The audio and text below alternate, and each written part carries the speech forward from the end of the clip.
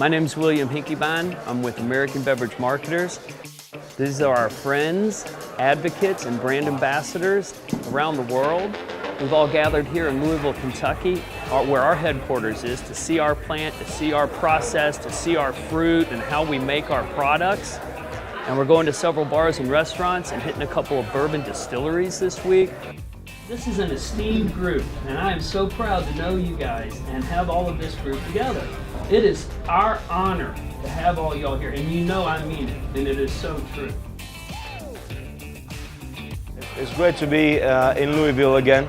It's an amazing city, and just to see where they make Real is just amazing. And to see all these mixologies and all these people that work in the industry, and especially when people see the factory of Real for the first time, and when they speak with Bill, with Zelda, with everyone, and to see their faces of going like, wow, that is amazing product. The amount of detail that goes into every single bottle is just unbelievable.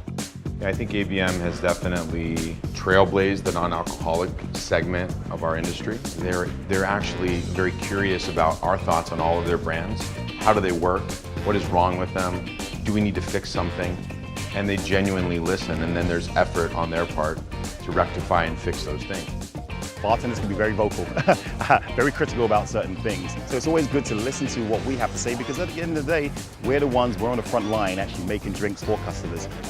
They ask us about what could be the next flavor, what we think about that, what we think that the people needs. As you know, Real is very concentrated. In one drink, you might just use 1/4 of an ounce or 1/2 of an ounce.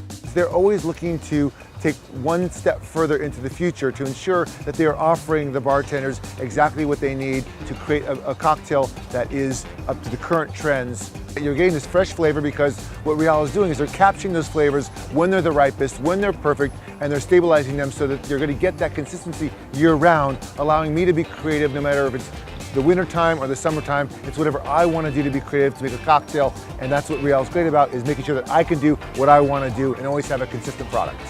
Real is so universal. So you can do fast service, you can do mixology, you can even top up your ice cream with it. So it's just so versatile. The Real is really cool product as released, because before we never had anything like that. They're really using this model that I call liquid to lips, and allowing the flavors and the wonderful drinks that a lot of us create to really begin to influence the community, the bartending community, the bartenders, the mixologists. I always ask for extra products, because it's very important that, okay, I use it, and then somebody say, oh, what I can get it. And as you know, they're very good. So when you try once, you want it back. You don't want to go back.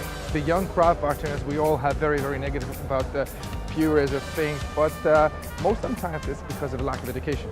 When you really go and learn about it, you realize how it's really made, you change your opinion. There's a lot of ingredients we can make ourselves, but can you make it consistent? Can you make it at that price? And can you make it always taste the same? That's the real question. And do you have a really time to do that? I try to explain when I use the real products for the consistency, the same flavor, and it's very important, the same color too. There's a situation where someone came in and asked for a drink. I made an amazing drink for them. It was like a black cherry daiquiri, using a little bit of the black cherry Real. But that person also wanted that same cocktail for an event they were doing, and they wanted 1,000 of them. Try what's called crushing 1,000 blackberries and trying to get consistent flavor inside there. No, I just used a bit of the black cherry Real for that particular drink, and every single drink went out amazing. I love to use a lot the passion fruit Real, blue agave nectar Real, pumpkin spice. Pumpkin spice is my secret weapon. Nobody knows how to use pumpkin in cocktails, and I love that flavor, and I start pushing on that. Also the ginger. I came from the kitchen, spent many years in kitchens, bartended too for the last 20 years, but really utilized that skill set that I gathered while I was in the kitchen, and that's flavors and profiling and understanding how flavors work together, and then utilizing the tools that ABM's provided, such as the Real brand, to really integrate into our drinks and what we're doing. In the last couple of years, I substitute the honey with agave. It's easy to use, ready to use, and give me a little bit of smokiness in the drink. And it's very fluid when you make a drink.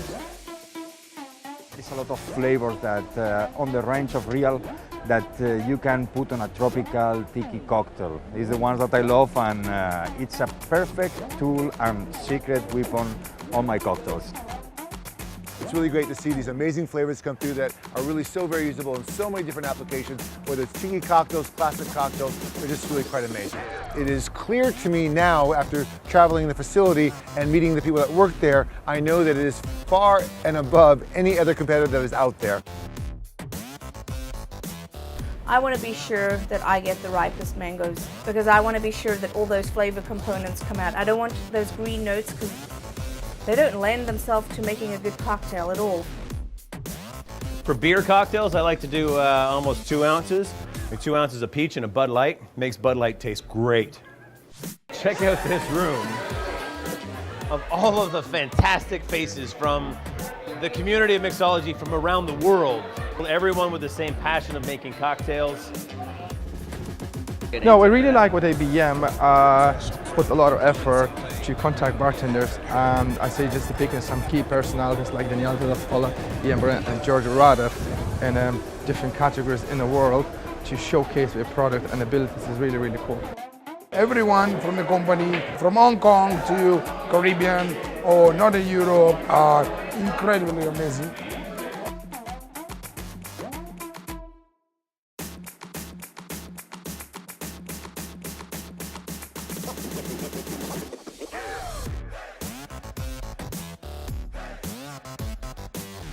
Careful, don't flare it.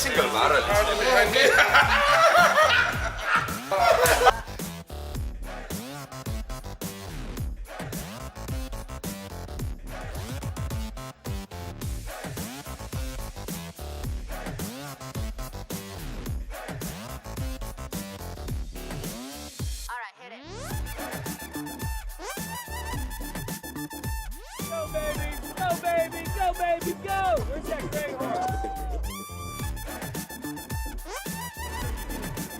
I have to name a drink after that.